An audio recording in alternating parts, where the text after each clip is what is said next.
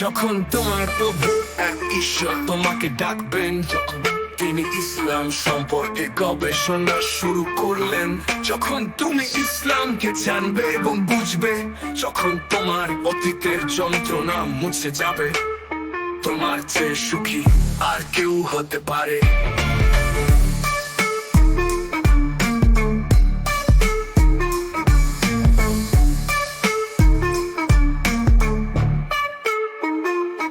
মুহাম্মদ মুস্তাফার জীবন যখন তুমি উদাহরণকে গ্রহণ করো, যখন তুমি তোমার নিজস্ব বৈশিষ্ট্য সম্পর্কে সচেতন হবে, যখন তোমার শরীর কেবল ভালোর জন্যই কাজ করে, তোমার চেয়ে সুখী আর কেউ হতে পারে।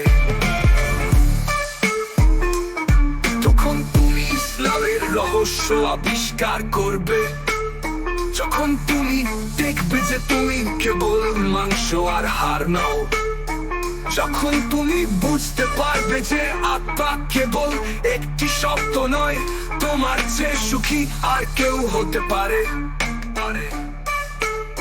তোমার চেয়ে সুখী আর কেউ হতে পারে।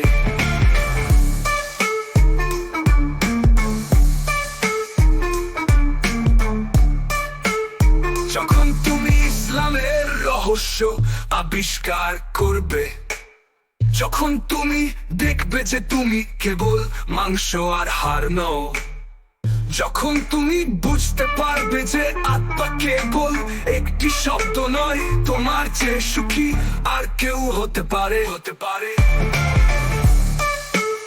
তোমার চেয়ে সুখী আর কেউ হতে পারে। তোমার চেয়ে সুখী আর কেউ হতে পারে।